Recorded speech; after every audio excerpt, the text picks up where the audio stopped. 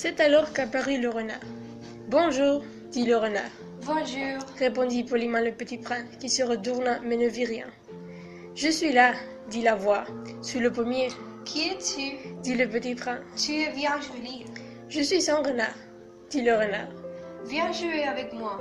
Lui proposa le petit prince. Je suis tellement triste. Je ne puis pas jouer avec toi, dit le renard. Je ne suis pas apprivoisé. Ah, pardon. Fit le petit prince. Mais après réflexion, il ajoute. Qu'est-ce que signifie apprivoiser? Tu n'es pas d'ici, dit le renard. Que cherches-tu? Je cherche les hommes, dit le petit prince. Qu'est-ce que signifie apprivoiser? Les hommes, dit le renard. Ils ont des fusils et ils chassent. C'est bien gênant. Ils élèvent aussi des poules. C'est leur seule entrée. Tu cherches des poules? Non, dit le petit prince. Je cherche des amis. Qu'est-ce que signifie apprivoiser? C'est une chose trop oubliée, dit le renard. Ça signifie créer des liens. Créer des liens? Bien sûr, dit le renard. Tu n'es encore pour moi qu'un petit garçon tout semblable à 5000 petits garçons. Et je n'ai pas besoin de toi. Et tu n'as pas besoin de moi non plus. Je ne suis pour toi qu'un renard semblable à 5000 renards. Mais si tu m'approvisionnes, nous aurons besoin l'un de l'autre. Tu seras pour moi unique au monde. Je serai pour toi unique au monde. Je commence à comprendre, dit le petit prince. Il y a une fleur. Je crois qu'elle m'approvisionne. C'est possible, dit le renard. On voit sur la terre toutes sortes de choses. Oh, ce n'est pas sur la terre, dit le petit prince. Le renard parut très intrigué. Sur une autre planète? Oui. Il y a deux assours sur cette planète-là? Non. Ça, c'est intéressant. Et deux poules? Non. Rien n'est parfait, suspira le renard. Mais le renard revint à son idée. Ma vie est monotone. Je chasse les poules, les hommes me chassent. Toutes les poules se ressemblent et tous les hommes se ressemblent. Je m'ennuyais donc un peu. Mais si tu m'apprivoises, ma vie sera comme ensoleillée.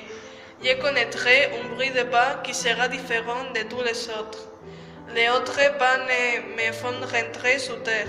Le tien m'appellera hors du derrière, comme une musique. Et puis regarde, tu vois là-bas les champs de blé, je ne mange pas de pain. Le blé pour moi est inutile.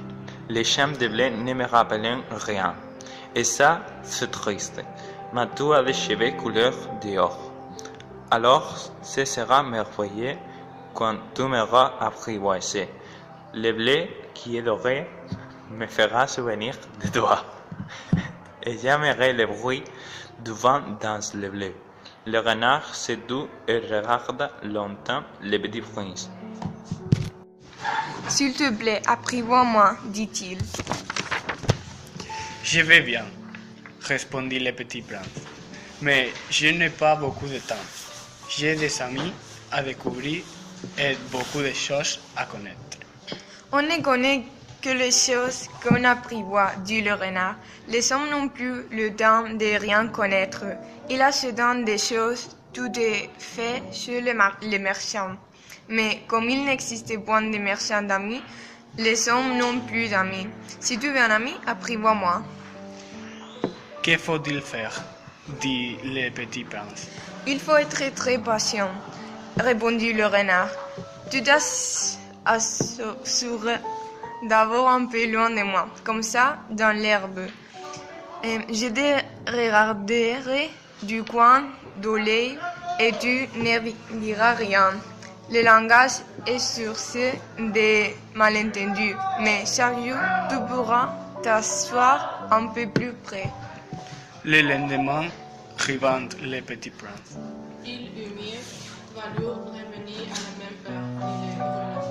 Si tu viens à 4 heures de l'après-midi, de 3 heures, je commencerai d'être heureux. Plus l'heure avancera, plus je me sentirai heureux. À 4 heures, déjà, je m'agiterai et m'inquiéterai. Je découvrirai les prises du bonheur.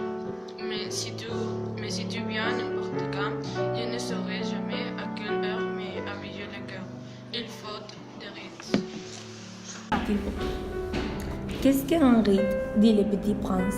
C'est aussi quelque chose de trop oublié, dit le renard. C'est ce qui fait qu'un jour est différent d'autres jours, une heure des autres heures. Il y a un rite, par exemple, chez mes chasseurs. Ils dansent le jeudi avec les filles du village. Alors le jeudi est jour merveilleux. Je vais me promener jusqu'à la vigne. Si les chasseurs dansent n'importe quand, le jour se ressemblerait tous et il n'aura point de vacances. Ainsi le petit prince apprivoisa le renard. Et quand l'heure du départ fut proche, Ah, dit le renard, je pleurerai. C'est ta faute, dit le petit prince. Je ne te souhaite point de mal. mais tu as voulu que je t'apprivoise. Bien sûr, dit le renard. Mais tu vas pleurer, dit le petit prince. Bien sûr, dit le renard. J'y gagne, dit le renard, à cause de la couleur du bleu. Puis il ajouta, va revoir le rose. Tu comprendras que la tienne est unique au monde.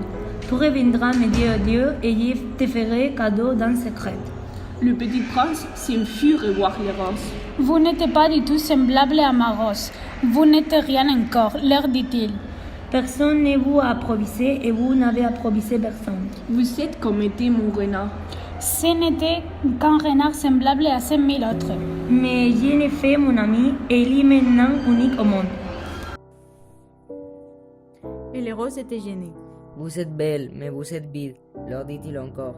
On ne peut pas mourir pour vous. Bien sûr, ma rose à moi. Un passant ordinaire croirait qu'elle vous ressemble.